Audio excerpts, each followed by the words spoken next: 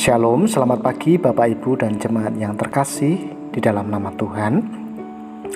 Mari sebelum kita memulai aktivitas kita sepanjang hari ini, kita mengawalinya dengan membaca firman Tuhan dari kitab Sakaria pasal yang ke-14. Demikian firman Tuhan. Sesungguhnya akan datang hari yang ditetapkan Tuhan, maka jarahan yang dirampas daripadamu akan dibagi-bagi di tengah-tengahmu. Aku akan mengumpulkan segala bangsa untuk memerangi Yerusalem. Kota itu akan direbut, rumah-rumah akan dirampoki, dan perempuan-perempuan akan ditiduri. Setengah dari penduduk kota itu harus pergi ke dalam pembuangan, tetapi selebihnya dari bangsa itu tidak akan dilenyapkan dari kota itu. Kemudian Tuhan akan maju berperang melawan bangsa-bangsa itu seperti ia berperang pada hari pertempuran. Pada waktu itu kakinya akan berjejak di Bukit Zaitun yang terletak di depan Yerusalem di sebelah timur. Bukit Zaitun itu akan terbelah dua dari timur ke barat, sehingga terjadi suatu lembah yang sangat besar. Setengah dari bukit itu akan bergeser ke utara dan setengah lagi ke selatan.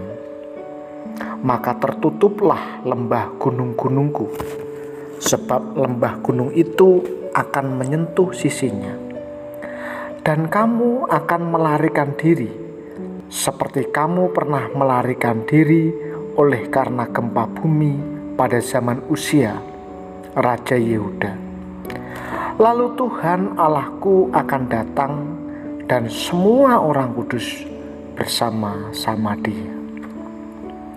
Maka pada waktu itu tidak akan ada lagi udara dingin atau keadaan beku. Tetapi akan ada suatu hari itu diketahui oleh Tuhan dengan tidak ada pergantian siang dan malam pun menjadi siang. Pada waktu itu akan mengalir air kehidupan dari Yerusalem. Setengahnya mengalir ke laut timur dan setengah lagi mengalir ke laut barat. Hal itu akan terus berlangsung dalam musim panas dan dalam musim dingin. Maka Tuhan akan menjadi raja atas seluruh bumi. Pada waktu itu Tuhan adalah satu-satunya dan namanya satu-satunya. Seluruh negeri ini akan berubah menjadi seperti Araba Yordan, dari Geba sampai ke Rimon di sebelah selatan Yerusalem. Tetapi kota itu akan menjulang tinggi dan tetap tinggal di tempatnya, dari pintu gerbang Benyamin sampai ke tempat pintu gerbang yang dahulu, yakni sampai ke pintu gerbang sudut, dan dari menara Hananel sampai ke tempat pemerasan anggur raja. Orang akan menetap di dalamnya, sebab penumpasan tidak akan ada lagi, dan Yerusalem akan tetap aman. Inilah tulah yang akan ditimpakan Tuhan kepada segala bangsa yang memerangi Yerusalem. Daging mereka akan menjadi busuk, sementara mereka masih berdiri. Mata mereka akan menjadi busuk dalam lekuknya, dan lidah mereka akan menjadi busuk dalam mulut mereka. Maka pada waktu itu akan terjadi kegemparan besar daripada Tuhan di antara mereka, sehingga masing-masing memegang tangan temannya dan mengangkat tangannya melawan tangan temannya. Juga Yehuda akan berperang melawan Yerusalem itu, dan dikumpulkanlah harta benda segala bangsa di sekeliling, yaitu emas, perak, dan pakaian dalam jumlah yang sangat besar.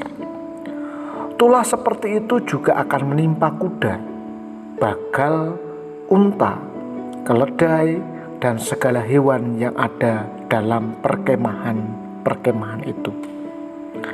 Maka semua orang yang tinggal dari segala bangsa yang telah menyerang Yerusalem akan datang tahun demi tahun untuk sujud menyembah kepada Raja, Tuhan semesta alam, dan untuk merayakan hari raya Pondok Daun. Tetapi bila mereka dari kaum-kaum di bumi tidak datang ke Yerusalem untuk sujud menyembah kepada Raja, Tuhan semesta alam, maka kepada mereka tidak akan turun hujan. Dan jika kaum Mesir tidak datang dan tidak masuk menghadap, maka kepada mereka akan turun tulah yang ditimpakan Tuhan kepada bangsa-bangsa yang tidak datang untuk merayakan hari raya Pondok Daun. Itulah hukuman dosa Mesir dan hukuman dosa segala bangsa yang tidak datang untuk merayakan hari raya Pondok Daun. Pada waktu itu akan tertulis pada kerincingan-kerincingan kuda, kudus bagi Tuhan, dan kuali-kuali di rumah Tuhan akan seperti bokor-bokor penyiraman di depan mezbah. Maka segala kuali di Yerusalem dan di Yehuda akan menjadi kudus bagi Tuhan semesta alam. Semua orang yang mempersembahkan kurban akan datang mengambilnya dan memasak di dalamnya. Dan tidak akan ada lagi pedagang di rumah Tuhan semesta alam pada waktu itu.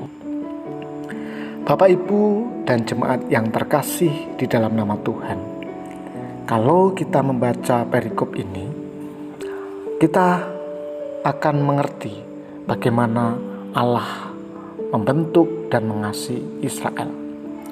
Ketika mendengar indah pada waktunya, mungkin pikiran kita segera mengarah pada momen pernikahan.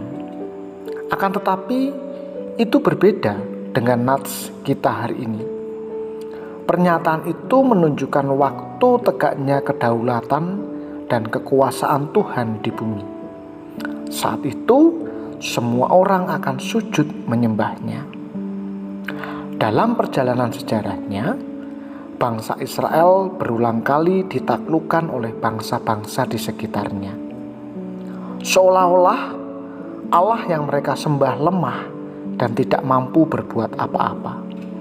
Khususnya ketika mereka ditindas, dianiaya, dan kejahatan merajalela. Akan tetapi, kita melihat bahwa Allah telah mengatur segala sesuatu karena Ia yang berkuasa. Apa buktinya? Yang pertama, Allah seperti seorang sutradara mengatur jalan sebuah peristiwa sejarah. Dalam adegan pertama, Allah mengumpulkan bangsa-bangsa untuk memerangi Yerusalem. Kota-kotanya direbut, dijarah, dan perempuan-perempuan ditiduri. Bahkan sebagian besar dari mereka menjadi tawanan di pembuangan. Yang kedua, Allah membuat seolah kejahatan itu menang. Namun pada adegan berikutnya, Tuhan tampil sebagai pahlawan memerangi kejahatan. Yang ketiga, dalam kekuatan besar, Ia atau Allah mengguncang dunia, mengalahkan kejahatan dan mengembalikan kedamaian. Itulah saat Allah bertakhta sebagai Raja. Sebagai bentuk keadilan, Allah menghukum kejahatan dengan berat. Ia akan menimpakan kengerian kepada segala bangsa yang jahat sampai mereka bersujud dan menyembah Allah. Bapak, Ibu, dan jemaat yang terkasih, hari ini kita mendengar, menyaksikan dunia begitu penuh dengan kejahatan. Seolah-olah hukum tidak mampu lagi berdiri tegak. Penindasan dan ratap orang jelata dan ada di mana-mana. Walaupun demikian, kita jangan berputus asa. Kita jangan menyerah.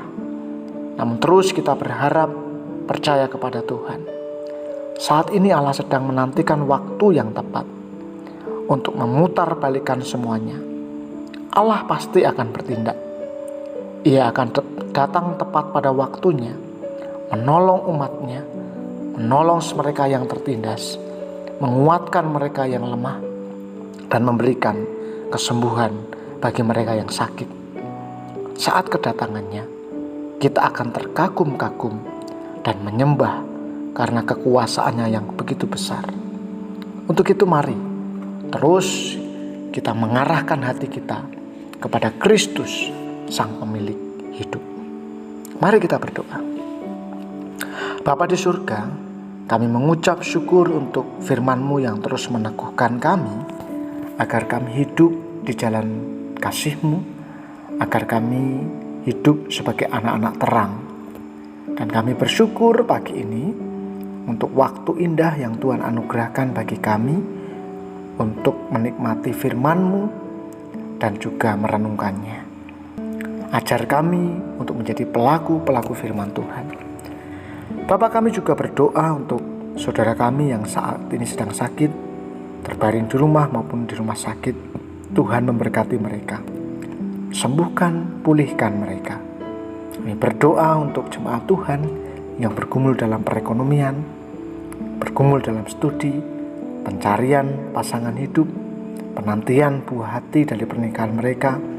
Kami percayakan mereka semua ke dalam tangan kasih dan pemeliharaan-Mu. Kami percaya Tuhan akan menjawab setiap doa-doa yang kami naikkan sesuai dengan waktu dan perkenanan Allah. Dan ajarkan kepada kami untuk giat terus berharap kepada Tuhan dalam masa-masa penantian, sehingga kami terjaga dalam iman kami dan kami terus setia mengikut Tuhan. Terima kasih, dan kami bersyukur kami memulai hari ini, dan hidup kami persembahkan untuk hormat dan kemuliaan Tuhan. Di dalam nama Tuhan kami Yesus Kristus kami berdoa. Amin. Selamat beraktivitas. Tuhan Yesus memberkati.